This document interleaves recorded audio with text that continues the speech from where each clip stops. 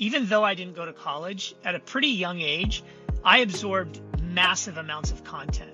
So once I was like around 18 and I found this job at a hot dog cart, we can get into that later.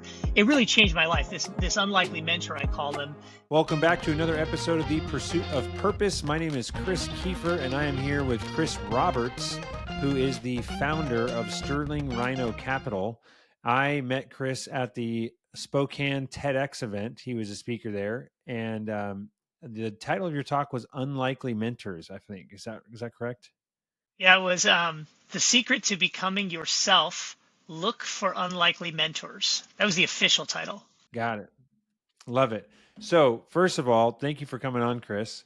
And give us a brief rundown. What is Sterling Rhino Capital? But then more importantly, who is Chris Roberts and what are you about? What are you trying to do? Absolutely. Great. So Sterling Rhino Capital is basically an equity firm, equity being we bring money in from investors all over the world, and we buy multifamily apartment complexes with those funds. So we partner with those investors and we buy or build from the ground up multifamily apartment complexes. Sterling Rhino Capital started a little bit later in my real estate career, where I had started in land, fix and flip, single families, renovations, renting single families, started a property management company. And then in order to scale, wanted to get up into the larger volume, started to bring other people in with me. And now we buy and build 100+ unit apartment complexes. So that's Sterling Rhino Capital. And how many doors do you guys have so far? Well, so far we've managed, controlled a little over 1,200 apartments. Right now we're in development in various stages. I think we have 4 complexes across Denver and Phoenix that we're starting to break ground on. And I think those are going to total somewhere around 500+ units, luxury apartment complexes. So we've done like value add heavy renovate stuff, lower rent levels, like say $500 to $700, $800 a month rent, all the way up to luxury product that's like say $3,000 a month rent. So that's awesome. I have a good friend who, do you know Cornerstone Capital or Cornerstone Investments? I can't remember their official name in Coeur d'Alene here. It sounds familiar. Anthony Walker. Mm-hmm. Yeah. Anyways, I'll have to connect you guys because he does the same thing. I'm not in real estate, but I find it very interesting. So where I want to start though is, so when you were 15, I believe, you were homeless and dropped out of high school. Is that correct? That is correct. So yeah, let's tell us about that, and then we'll go from there. Yeah, so we go from luxury apartment complexes at $3,000 a month rent down to being homeless at 15. So first I want to clarify, homeless it can be.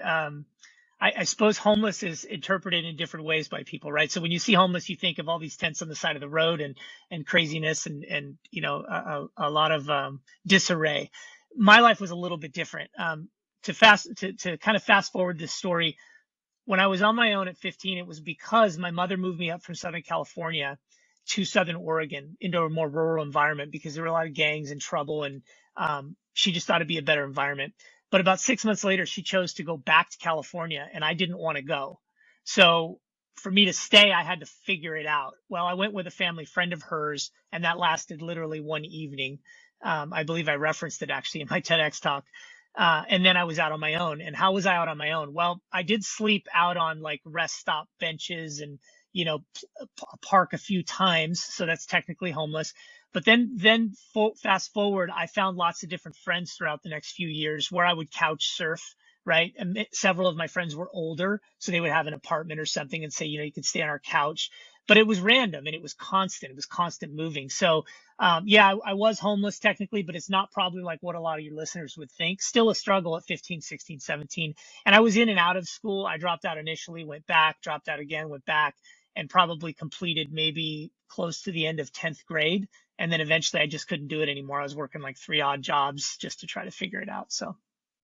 Did you ever go back and get, is it called a GED or something? Yeah, it's interesting. I was fortunate to find a very successful sales and marketing career and build a company. And I wanted to volunteer as a reserve police officer at one point in my life. And in order to do that, you had to have a GED.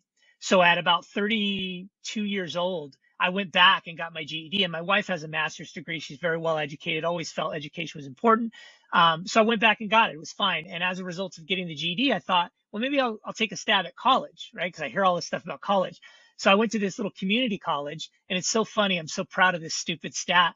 I got like I don't even know, it was like a 95 in my first class, and like my 5 credits or whatever, and just absolutely crushed every assignment, did everything right when school was not my strength as a kid, as you can imagine, right? With all the struggles I went through. Um, and then I stopped because I'm like, well, I could put all this money and time into college, but I'm doing extremely well. I have a really good career. I was actually looking into real estate at that time, and it was working out great. So yes, to answer your question, I went back, got my GD, took one class in college, got finished with that, became a reserve police officer for 5 years, and the rest is history. That's awesome. I was going to say, I feel like the, just the way that you learn, or the, like, so I got a engineering degree in college, and then I tried out engineering for 6 months, hated it, and then started a marketing company, and then did that for 6 years. Then I was the marketing director for a regional painting company, and then left that and went back to entrepreneurship. And I feel like my experience is just like, there is, like, college is good, like, repetition at learning, give you a lot of random things to learn that maybe you wouldn't encounter as an entrepreneur, in your niche or whatever that is. But I'm curious, do you feel like there is, are you aware of any, like, deficiency that you have from a lack of college? Like, or in what are the things that you're like, oh, I don't understand that, or I'm not good at that, or you're like asking questions when it seems like the majority of people get it. What's interesting about that question is, even though I didn't go to college, at a pretty young age, I absorbed massive amounts of content. So Hmm. once I was like around 18, and I found this job at a hot dog cart, and we can get into that later, it really changed my life. This unlikely mentor, I call them, got me into reading books, right? And so, like, even today, I think I put a stat out on social media. I've consumed over 70 books in like the last 3 years, minimum 70 books, right? Some multiple times I've read. So I feel like I have Reading or listening? reading and listening, all of the above, podcasts and actual books. I mean, I'm talking like Elon Musk's recent autobiography, if you want to call it that, of like 28 hours, right? Rockefeller's, Chase, man. I mean, lots of content. So to answer your question, yes, where the deficiency, I've identified it. The deficiency is in the writing. It's in a writing structure, whether it be grammar, spelling, stuff like that. If you put me in a room with Harvard graduates or whoever, I would crush it as it relates to business planning, execution. You asked me to write a business plan on anything. You want to talk politics, you want to talk history, you want to talk anything. You could probably put me in a room with a bunch of scholars. This is what I've been told, by the way. This isn't me saying this. I would probably crush it. But if you asked me to write a paper, right, you would find the inefficiencies because writing just wasn't my thing. Now, thank God for Chat GPT these days, because you can, right? I was going to say, you came along just in time. Yeah. Yeah. Now, don't get me wrong. I've written 3 books. I co-authored one, written 2 USA Today bestsellers, etc. Because I'm a storyteller, right? And because I'm articulate, and because I have a lot of life experience and education through all the books I've consumed over and over and over and over again, right? Many people thought I had a master's degree throughout the years, right? Employers, you don't have a degree, like. So the point is, though, that there are deficiencies, and I've identified them, and I found ways to work around them, and it has never held me back from succeeding.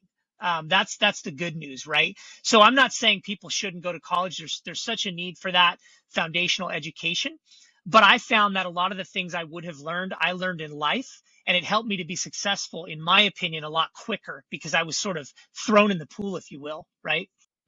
Yeah. Do you have kids? No. I was going to say, the follow up is, I do. And I have thought, Natalie, my wife, has always teased me that I'm like kind of anti college. I shouldn't even say kind of. I just think that it's, unless my kids are going to be doctors, lawyers, or engineers, like, don't go to college. It's just the biggest waste of money ever. And you can learn everything that you want online. However, there's this debate that we've had, and our kids are young, so it's not like super front of mind right now.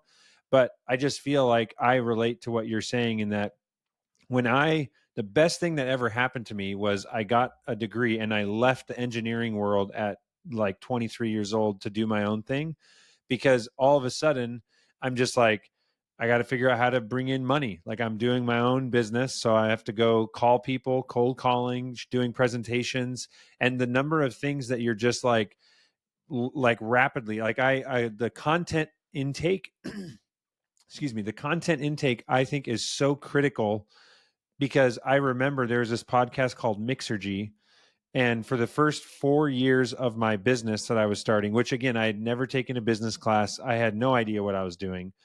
And we grew this to 6 employees, and we did great like video production and marketing work, but I didn't charge enough, and there's a bunch of other stuff I just didn't know how to do it, so I had to spin that down when we wanted to start a family. But this Mixergy podcast was like my drug of like knowing what other people that are quote unquote successful went through and how I could relate or be like, oh, that's what happened to me yesterday. Or just like that motivation to keep going and keep learning and keep trying things. I feel like is there's the saying, you're the average of the 5 people you spend the most time with. And I also feel like somehow in there, or maybe it's one of those people, might be content. What is the content you're consuming, because it's going to shape who you become in addition to the people that you hang out with. 100%. And Chris, just to build on that, again, I'm not against education. I think it's critically important. My wife is now a teacher at a college, right? And we talk about this all the time, the back and forth. She wants my business side to come into the class and explain the real world. And then she's teaching, obviously, the academic side of things, which is phenomenal. I want to put it in perspective for you. Let's think about this for a second.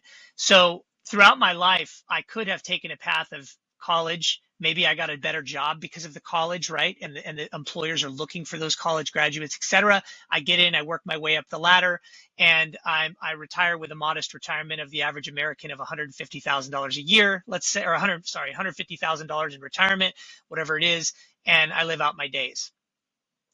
Through the way I did it, which was to really physically, literally outwork everyone around me in the jobs that I had, because I had to, because it was survival for me. It was serious, right? I had an opportunity to get closer to CEOs, millionaires, fly on jets with people because I was doing charity work, things like that, where they would invite me, right? These big companies to go do things because they noticed that I was putting in the extra work. And as a result, I had an opportunity to rub shoulders with them and learn from them, right? And then obviously they pulled me up along with them to some extent, or taught me things because they knew I was open to that. I wasn't another cog in the wheel. I was the exception, the linchpin, if you will, right? Or whatever. I was the person that when you looked at a room full of 20 people who stood out, I was probably 1, 2, or 3 in that group because I tried to stand out. I tried to put in the extra work. So that helped me learn a lot quicker and a lot more than a lot of my counterparts. A lot of my friends were trying to stay under the radar, right? A lot of them had great degrees. I was like, I have nothing to lose. Here I am. I'll show up early. I'll stay late. I'll do whatever it takes. Give me a chance. Let's go, let's go, let's go. And it was that energy level that just drew them in. Would you also, with like, I'm just curious, with just trying to stand out, obviously hard work, showing up early, staying late, is your personality like the class clown, or like I'm gonna wear like loud colored shoes, or like were you visually, or like in your interactions standing out also, or were you just like a quiet grinder? That's a good question. I think early on in life, I was even embarrassed to raise my hand in school because I always got the answers wrong. So I had a lot of insecurity, a lot of insecurity.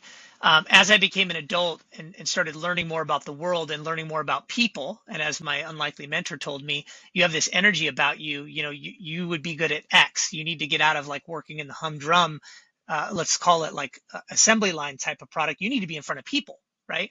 So as I learned the strength of that, and that was actually a skill set, I figured out how to cultivate that. So for example, no, I didn't wear loud stuff, but what I would do is when I started with a new company, let's say, and there's a bullpen full of sales reps, seniors and stuff, I would offer to get them coffee regularly. Hey man, you need anything? Who are you? I'm the new associate. What?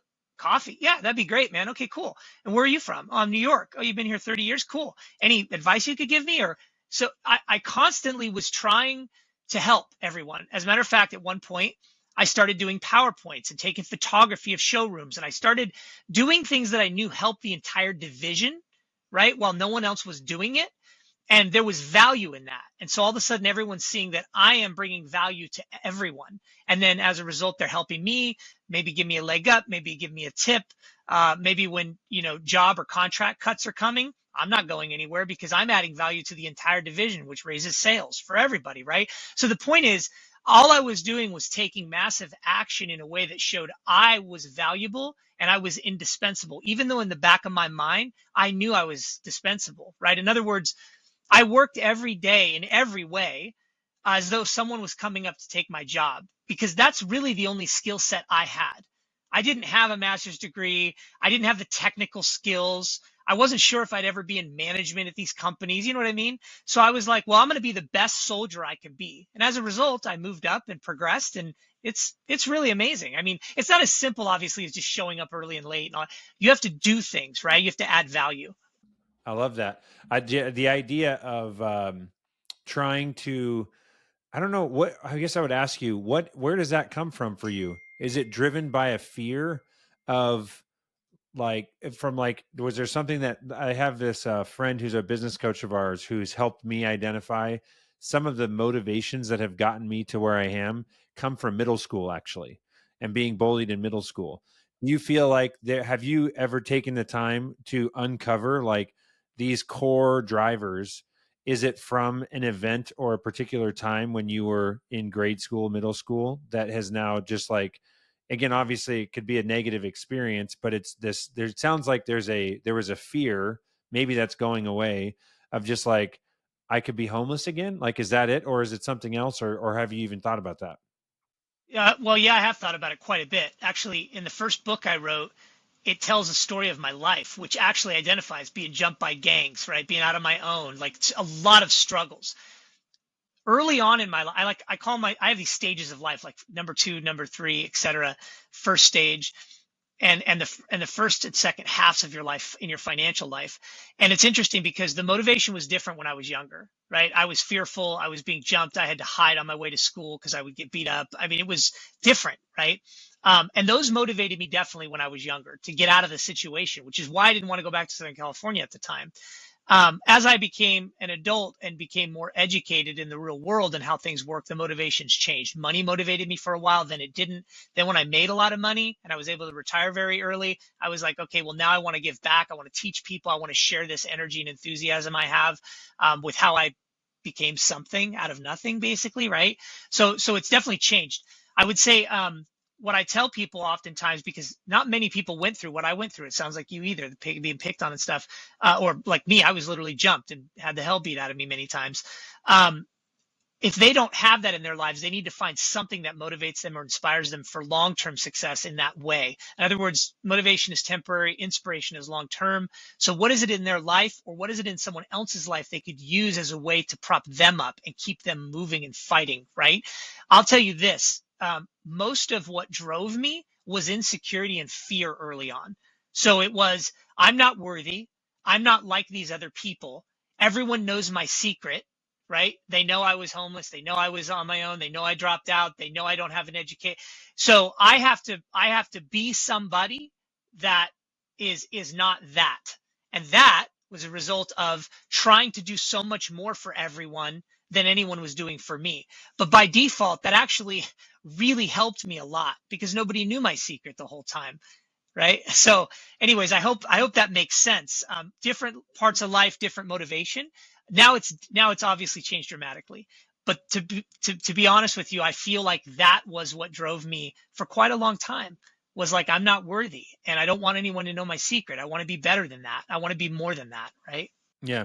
I love that other part you mentioned a second ago about adding value. And I feel like, I don't know what it is. I don't know if you've encountered this, but I think I don't know if I have I mean, honestly, I haven't had that many different jobs in like opportunities to do what you're saying, because I basically had internship every year of college that got progressively better.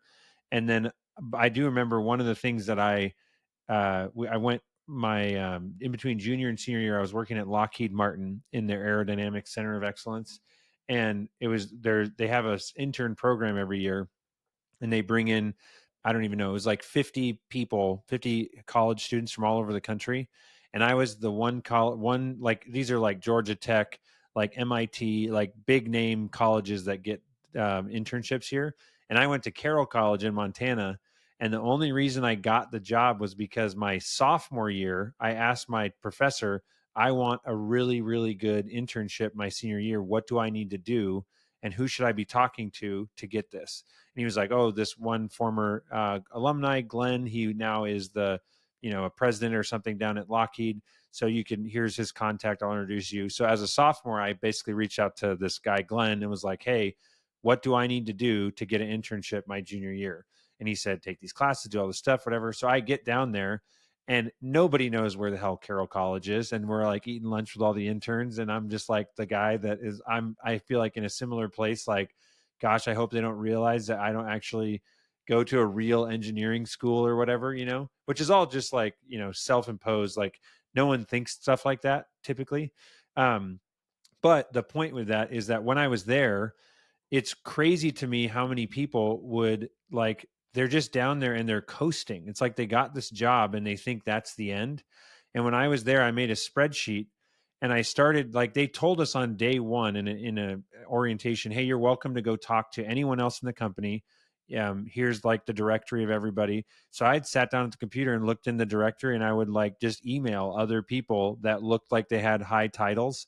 And I'd say, hey, can we meet for coffee, or in between at break or something? And I interviewed, I think it was 36 people over the course of this 3-month summer.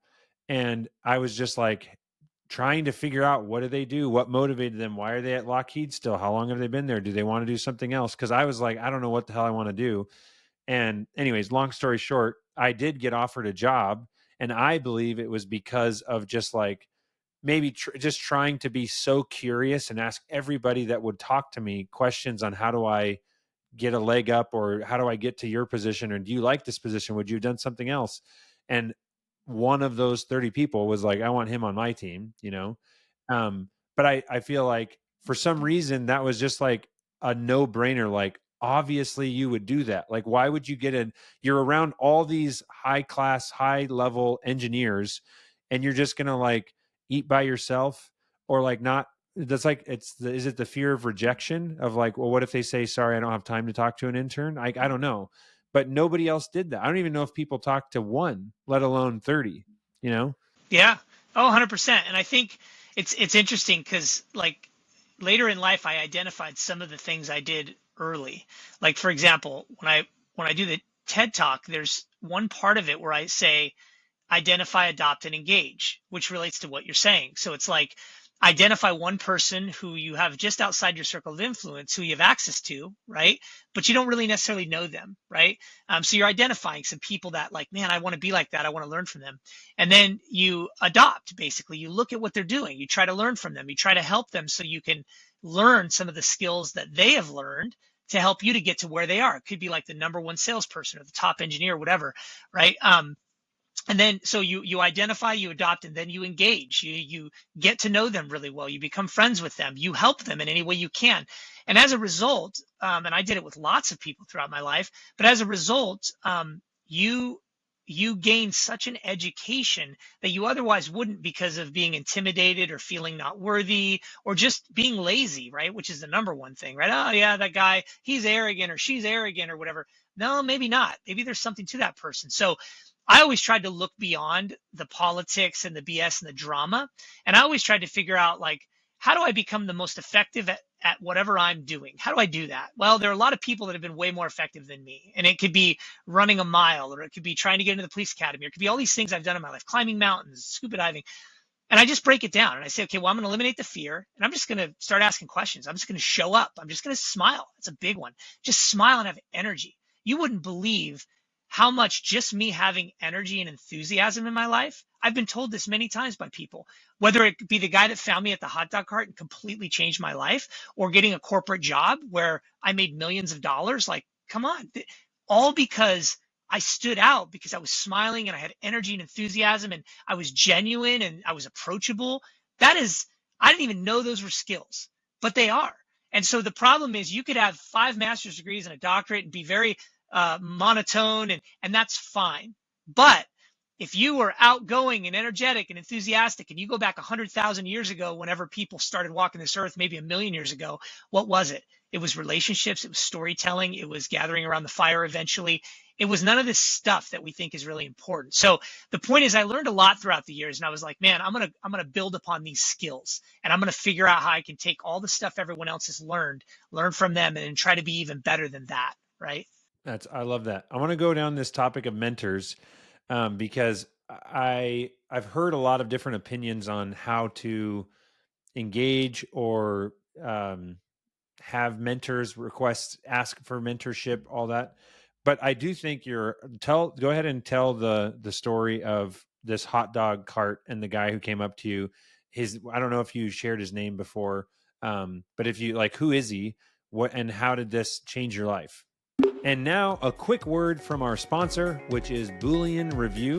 Boolean is a review software that my wife and I own, and we sell this software to home service businesses. So I know there are many different people that listen to this podcast, but if you know someone, an electrician, an HVAC business, a painting company, maybe a coffee stand, someone that is providing service to customers and get found online by customers, we would love to talk to them. This is a review software that is the highest converting review software in the home service space in particular. And if you're wondering what that means, if you have 100 clients in your business, the typical business gets between 1% to 2% of those customers. So for every 100, they would get one person or two people to leave them a review on Google. Other review softwares get between 3 and 5%, and the Boolean review software gets 20% of your customers to leave you Google reviews. And these are fantastic Google reviews with lots of words, keywords that are going to help with SEO, pictures, stories, the names of your employees. So if you want to learn more, check out booleanreview.com. And now back to the episode. Yeah, at a very important part of my life, I was around 18 years old, lost, just working, plugging away, trying to figure things out, just had no direction really. I was working at a hot dog cart, had a lot of people in line, and this guy approaches me. I mean, literally like 50 people in line, crazy busy day, very successful hot dog cart. And he says, hey, I want to hire you. He says, and I'm like, you hire me? Like, what are you talking about? Hire me for what? I'm like, do you sell knives, like door to door or something? Like, why would someone come to my hot dog cart and try to hire me? Like, right? I worked for a guy who owned the hot dog cart. He said, no, you don't get it. You have a lot of energy, enthusiasm. He said, these are skills that I can't teach, which at the time I never even knew were skills. And he said, I need a guy like you because I can teach you how to do business plans, manage people, do all these things, but I can't teach your attitude. So I want you XYZ, right? Whatever. So fast forward, he hires me. And I go on to help him build a family fun center. It's amazing, like amazing job in this valley we lived in. It was like Disneyland coming to town. It was a huge deal. So I was so proud to have that opportunity, and I wasn't going to let it go. Right. So I got the job, and he gave us a book, How to Win Friends and Influence People. And is this like you were a GM or something, or just on the team of people? I became he made me a supervisor with two other supervisors below the general manager and assistant manager. So he gave us some title. Oh, that's awesome. Right? Paid a little more, gave us benefits, things I never had, right? And said, I'm going to teach you some things. And so, he gives us books, and he's holding us accountable. And I'm like, I couldn't get enough. I mean, he would pay us to go work at his property, cutting trees down and doing all these side jobs. And I was sometimes working 100+ hours a week. No exaggeration, at the fun center and at his property and doing other things. I could not get enough of it, because when I was with him, he would share things with me. Right? And here's a retired CPA, millionaire, successful business guy, retired at 44 years old. Amazing, right? You can't get access to a guy like that generally, even if you work for him. Anywhere. Yeah, you have to stand out. You have to show that you're worthy of his time, right? So anyways, that's the story. He found me because of my attitude and my energy, and he changed my life completely. So in the next part of mentorship, so you didn't, I guess I would say your idea of like find an unlikely mentor. It's not so like you didn't find him, he found you. And so I guess I'm saying, is it, yes, you can identify and do the identify, adopt, or engage, adopt, engage. But what about just like, it seems like step one is check your attitude. 100%. And be like a more outgoing, friendly, like smiley person, because someone might find you, right? Right. And actually the whole premise or idea, or let's say through line of my talk in general, is about putting the onus back on the person, the mentee who is seeking to change or grow. It's putting it on us. It used to be, hey, mentor, I'll hire you, or my boss says Joe or Suzanne is going to mentor me because they're the senior in the department. But we all know, based on personalities and experience levels and whatever, that that's not always a good fit. Like, okay, so what if we don't get along? Or what if she or he can't teach very well? They're good at what they do, but maybe they're not good teachers, right? They don't know me. They don't understand me. So what I'm trying to teach people is you need to take responsibility for drawing people in that will see you in a positive light. And if you do that, you will find the right people that will change your life through these unlikely mentors, what I call unlikely mentors. An example is with him. I identified, now, yeah, I drew him in with my attitude and my energy and enthusiasm, but I identified quickly he was the kind of guy that would change my life, right? Because he was building something that was, again, like a Disneyland, right? I mean, he identified something in me, had made me feel for the first time in my life, literally, that I had value to give. So the way he made me feel, because of the way I made him feel, changed both our lives. Does that make sense? And so you don't have to do it the way I did it, right? But I'm going to give you an example. I was talking about it earlier. If you're at a job, why wouldn't you give 110% and not blame it on the rate you're getting paid, right? It's all relative. Why wouldn't you just work so hard because you should work hard, right? And because you want to move ahead in life and learn as much as you can. And maybe you're not going to be there forever, but you're going to leave your mark on that company when you leave, right? Um, so that perhaps somebody identifies you. And if not, you might find something in yourself. I'll give you another quick example. When I went out to join the police academy, I trained so physically hard that I wanted to take number one in the mile and a half. I'm not a runner. There was 50 people running that mile and a half. I wanted to be number one. It's ridiculous. Like, I'm not a runner. I took number two, second behind a military guy that was just incredibly, he was in incredible shape. Train. The testing, being tased, right? I volunteered to be first on everything because I wanted to take control of that fear. I didn't want it to control me. So my point is, when you take responsibility for everything in your life, things just happen to you. Yes, there's some luck involved, but for the most part, opportunities will come your way. I didn't make all the money I've made, retire early, do all these things in my life, overcome all these personal challenges. By just sitting back. I had to take control, I had to show up, and I had to be part of the group and show that I was worthy of not only being part of the group, but perhaps leading the group, right? So just food for thought. So yeah, the identify, adopt, and engage was a way for me to show people, um, you know, you obviously have to identify people that can change your life, but you also have to be the kind of person that they're going to notice, right? Mm. Yeah, totally. I'm thinking that for the longest time, my motivation, and it's like, you probably have had this happen dozens of times in your life. You work, you reach this level of success that you thought you never would. And then you're like, okay, I made it. And then it lasts for a week, a month, a year, depending, and you're like, okay, I need to have new goals. And then you work to a new level of success. And it's just that cycle. But very early, I would say I'm in that of just like, I never imagined that I could be at the place that I am when I'm 33. And I'm just like, okay, so now, um, what's next? And I know that it's not just like chase more dollars or things. It's like, I'm immediately like, how do I get more people to like step out of their comfort zone in their safe job, be an entrepreneur, follow the thing that they've always been in the back of their mind, that which I believe is like that, the inspiration, or like that, the divine like spark of like, you're meant to be different and unique and do something special. You don't just have to take the safe paycheck that I don't even think that a paycheck from somebody else isn't even that safe. I feel like the entrepreneurship is much safer. But my motivation is like, how do I get my friends, my family members, the people that I truly care about, to take action? And I've been like, I ask everybody this, so I'm curious, what is the I feel like it's probably easier to motivate someone that's in a really bad place, because there's pain that they're running away from, which is good, like activation energy.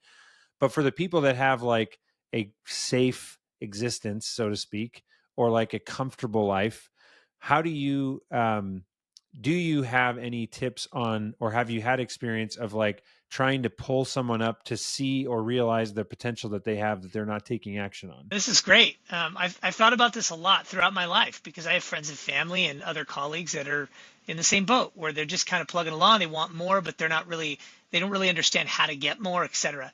So a couple of things. One, there's a few sayings in my life that I've heard that I really love. One of them is we evolved in this earth to survive, not to succeed. Right? We evolved on this earth to survive, not to succeed. Whatever religious belief you have, or Scientology, or whatever it is, it's true. Like you think about it, we're here to survive, like in every level, like the way you think about things, not to succeed. Because like if you're fed and you have a roof over your head and like, maybe you're in a warm, fuzzy relationship or whatever, it's like, yeah, things pretty good. Why, what else do I need? Right.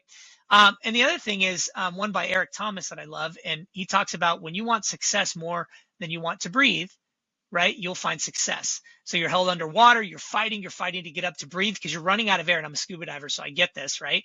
And once you burst out of that water, it's like, oh, I got it, right? And so what I try to tell people is like, not everybody is going to succeed.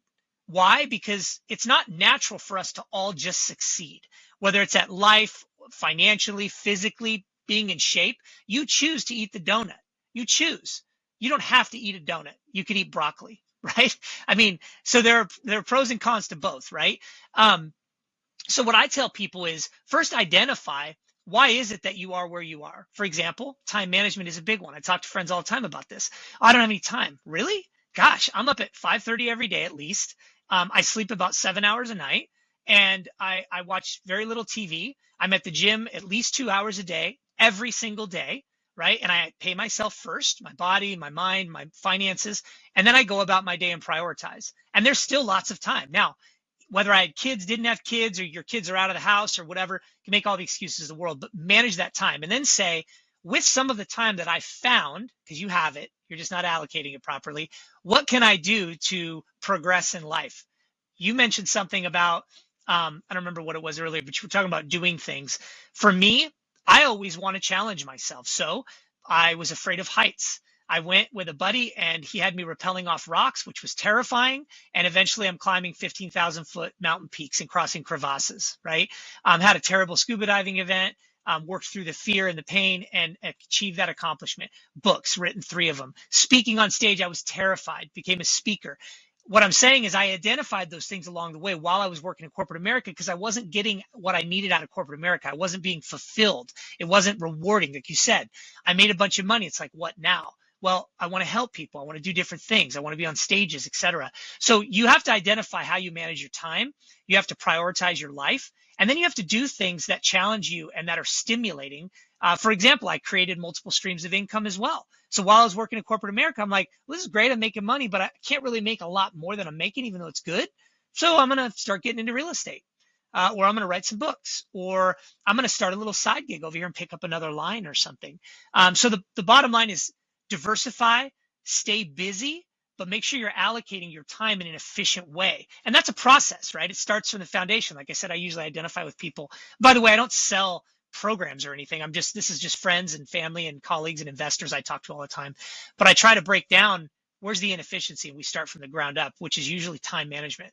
And then we start going in through there. So Mm, I love that. Yeah, I think that the idea of I've actually thought as I have made and continue, like you just level up in income and you're making more.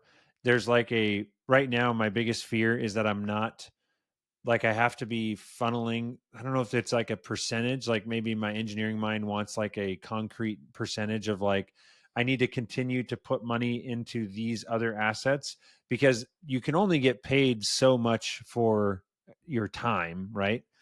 You like maybe the certain people can get $1 million an hour or whatever, but even then it's just like the real wealth doesn't come from like an activity or a product or a service or something.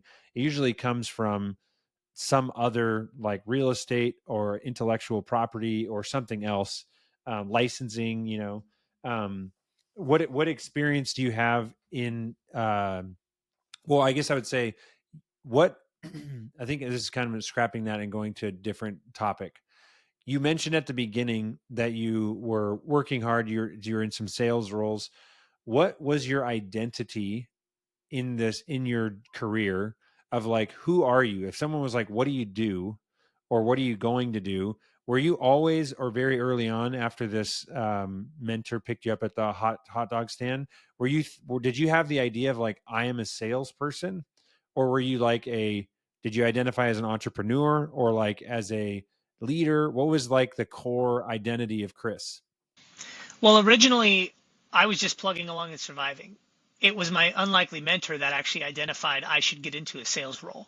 So 3 years after working for him, he said to me one day, "You're wasting your time here." He said, "No offense, I'd have you here forever, but you need to go get a sales career started." He said, "Because you have that personality." I was like, "What? What do I sell?" He goes, "Just go find something." And so as I moved along, I found a job at a furniture store, warehouse. I started working my way up, eventually became an independent sales rep. So I was a contractor, an independent guy, an entrepreneur. I was running my own business and eventually picked up more lines and did all these things. So I was a sales and marketing guy making good money, commission, right? Commission, but what was very, very lucrative eventually, right? But as a result, I realized, okay, there's a ceiling here. I hire people under me. We're working, we're selling furniture, wholesale, whatever. So I started picking up a finance line, a furniture protection plan line, and I grew those from the ground up.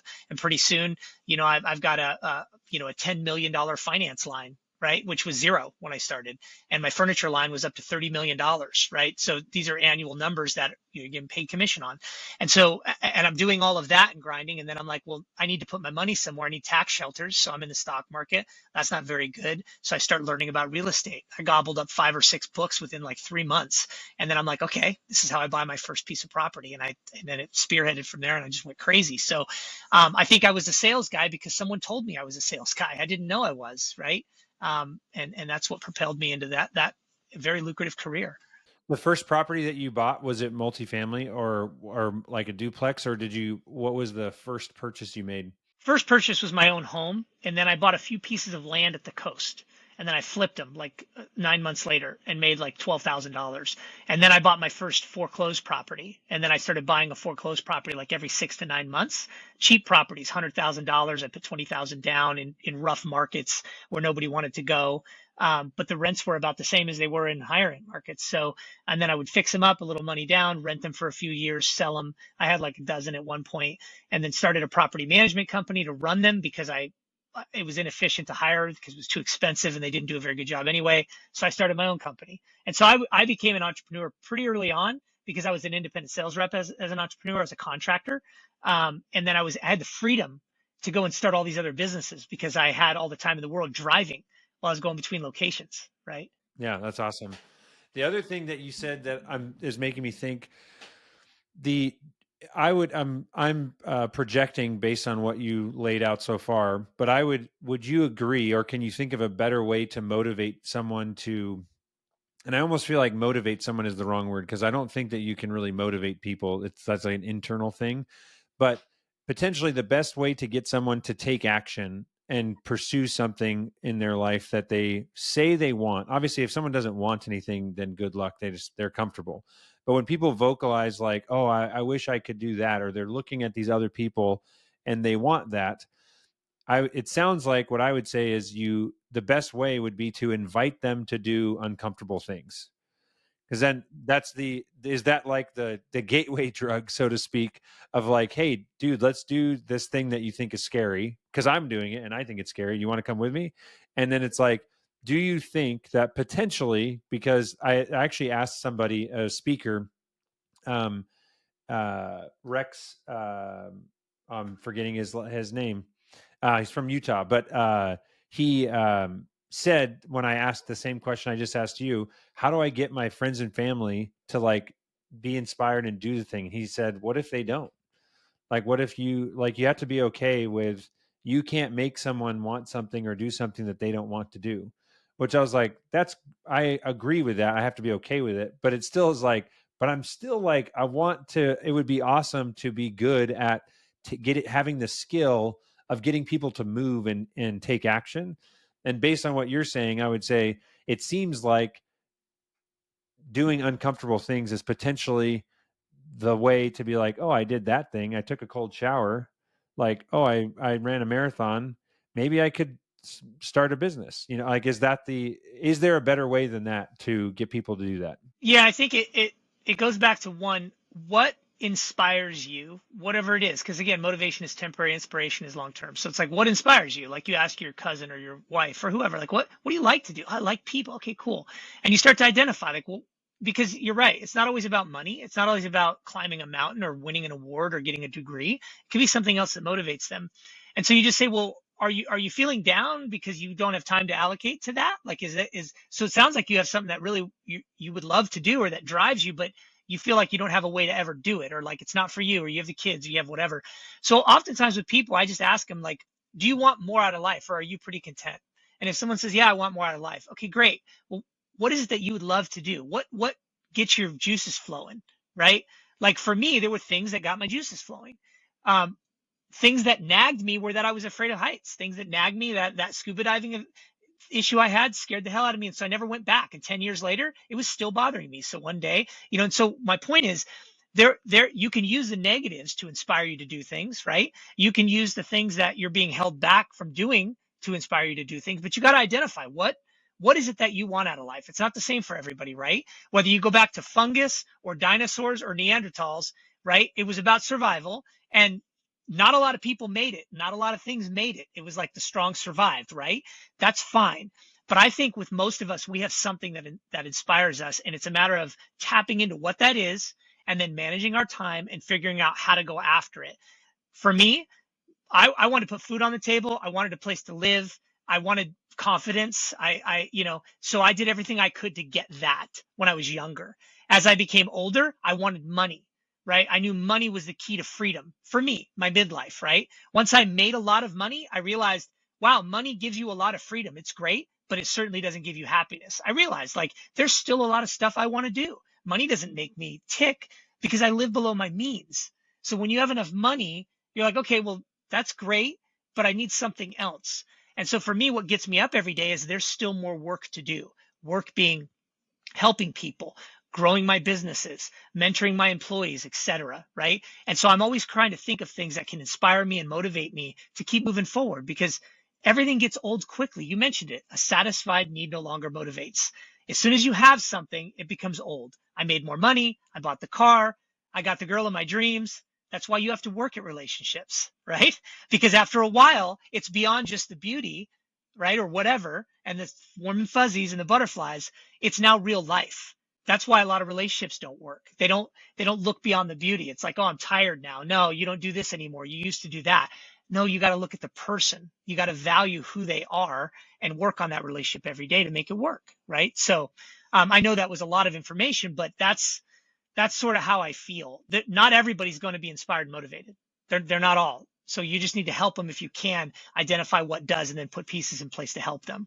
And so I'm going to try and put this more formulaic, but I love the question of, do you feel like you want more out of life, or are you pretty content? I would say 90% of people probably would say more out of life, but there could be people that are content. And then the next thing is, when they identify that, then it's like, okay, what is do you feel like you don't have enough time to do it, like you said, and trying to help them with managing, how could I carve out an hour a week or a month to do that thing, and then help them start going down that path. And I would say you had said that doing uncomfortable things or facing your fears is the key to success. And so would you also include in that like, you can't, I feel like obviously you could tell someone do uncomfortable things or do the thing that's not fun, but do you feel like the invitation, or like what are really great, easily accessible things? Like, I'm thinking cold showers or cold plunges. Those are the two easiest for me. Let me give you a really good example. It's dangling carrots, and we all have to do it for ourselves, right? A good buddy of mine was out of shape, and I was in really good shape at the time. And I said, man, I've been eating these certain vitamins. I've been taking these shakes I make with blueberries and spinach and all these things. And I said, it's amazing how the energy levels I have. Like, I've really gone up another level. Like, I know I had energy before, but I said, I feel great. I'm waking up early. I'm in the gym 2 hours a day. I'm stronger than I've ever been. And I'm in my late 40s, whatever. And he's like, wow. And I go, let me ask you. I go, I know you've mentioned me, you have back issue, you have this, that. I go, how do you feel today? He's like, oh, I feel like crap. You know, I have this, and that, and this, that. I go, well, let me ask you. I go, if you felt better than you have ever felt in your life, like, what would that be like? Like, tell me like how you, he goes, oh man, you know, so we started talking and I go, well, why don't you? I go, all you got to do is just dedicate the time, get in the gym. I go, drink some shake, like, you know, replace some of the meals and stay accountable, stay focused. Feel like what it would feel like when you were 19, 20, 25 years old. Like like put that in your head, right? So we started talking throughout a couple of weeks and it's crazy, man. Like I'm just giving you an example. He called me, he goes, dude, I've lost 25 pounds. I'm in the gym every day. My golf game, he, by the way, he's like a scratch golfer. He's like, my golf game is improving. He's like, it's amazing what those few changes in my life did. And I just didn't know what to do first because at first you just stop eating and that doesn't work. You have to have a whole lifestyle change, right? You have to put foods in you that are good, all these things. So my point is I dangled a carrot with him because he's a friend. I love him, right? To say, look, I need to try to help you feel what it's going to feel like, right? When you make this commitment, and he knows because he was in shape and he did it. Now I could give you a dozen examples like that outside of just weight loss and stuff, whether it be overcoming fears, climbing, getting a job, whatever. But it's about figuring out how you plant a seed in someone's mind or dangle a carrot and then getting them to take action and then them holding themselves accountable to that action. And it's not the same for everybody, which is why diets don't work, right? You have to figure out, what am I comfortable eating? How much time can I put in the gym? Cardio versus weights versus diet, etc. And then once you kind of figure out your comfort zone, you can excel. So it's dynamic, but it's not that complicated. I hope that makes sense. There's a lot to it, but it's really not that complicated. Love that. Yeah. So overcoming fears is big. One of his fears was, I can't change. I'm busy. I'm on the road. I'm like, no, you don't have to do all that. I'm gonna give you a couple simple things you can do and it'll change everything if you just try it. And he tried it and he's like, I can't believe it. Right. So I did the same thing for myself. Just change a couple small things and they start adding up. You start to ingrain those new habits. I love that. So moving to some wrap up questions here. What are 3 book recommendations that you have? Well, my all-time favorite, which really started my entire life, was How to Win Friends and Influence People. It's kind of a business book, How to Win Friends and Influence People. And again, I have probably hundreds of books in my repertoire. Many are stacked behind me, but the next one would be 7 Habits of Highly Effective People. How to Win Friends and Influence People, 7 Habits of Highly Effective People. And then The Millionaire Mind. There's actually a trilogy of millionaire books, but The Millionaire Mind comes to mind, and I can't remember the name of the author, but if you look it up, you'll find it. It's a really popular book. 2 of them are more about life and structure and systems and, continuous improvement, relationships and things like that. And the other is more about finances because nobody ever taught me anything about finances. But now I've read dozens and dozens of books on those topics. Is it I'm finding 2 different ones here, The Millionaire Mind by Thomas Stanley, or is it The Secret of the Millionaire Mind by Harv Eker? Yeah, it's going to be, let me pull it for you. Hold on. Dave Jenks and Jay Papasan. Well, you probably can't see that, right? But does it say Gary Keller at the bottom, or that's just the forward? It does say Gary Keller. Dave, how do you spell the last name? Jenks? That's just Jenks and J Papasan.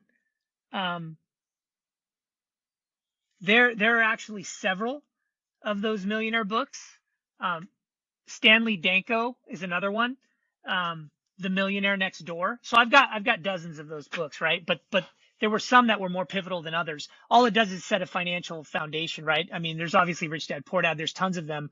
But that helps get my mind right around the power of the dollar, right? And about how important it is to pay yourself first and be efficient and not have credit card debt and things of that sort. So there are lots of them, but you got to put some time into learning about your financial future. So that is something I would really prioritize in your life, especially if you're a young person.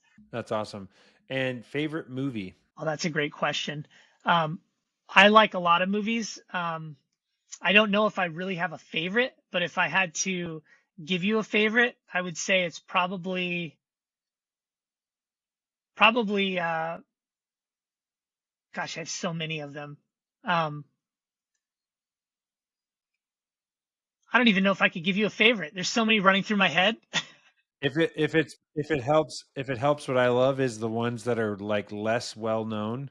Like maybe one that, like, obviously you can give me a popular one, but if there's one that's like, oh, this is one that many people haven't seen, if you have one of those. Yeah, I don't watch a ton of movies now. A lot of these were probably older movies, but I like more technical movies that are hard to figure out.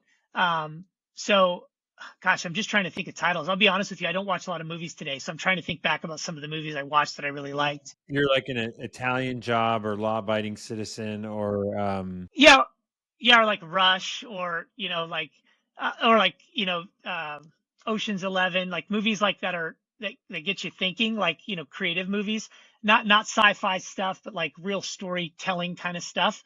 But yeah, I really don't have like favorite movies because I don't watch a lot of movies. I just yeah, Rush. I haven't seen. Is that a racing one? no, it's a I'll pull it up real quick. It's I think it's got Al Pacino in it. Oh, 1991. Jason Patrick, is that it? Yeah, I think so. I'll have to get it to you. Is it a 90s movie? I believe so. Yep. Yeah. Anyways, yeah, the reason I always ask the movie question is because I don't have a ton of time to watch movies either. But when I watch movies, I'm like, it better be a freaking good movie.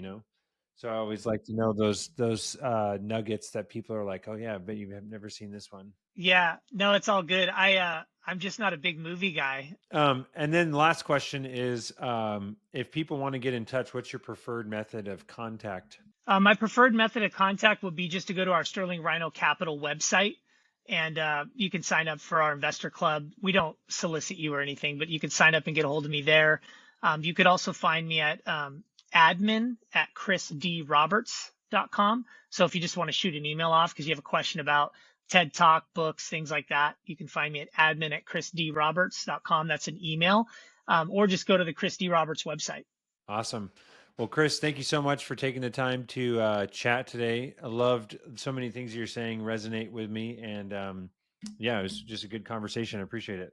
Cool. Yeah, thank you so much, Chris. I appreciate it. Thanks for the time, and it's been great talking to you. Thank you so much for listening. My name is Chris Kiefer, and my mission is to champion the relentless pursuit of purpose. And what that means to me is to be an example, a champion, someone that is in the trenches, working and showing and winning and trying and failing in how to pursue a deeper and more meaningful life with the people that I love, with my kids, with my friends, with our family, and also just be a champion and example of entrepreneurship and following my passion and doing what I believe I'm called to on this earth. And so if that inspires you in some way, please share this episode.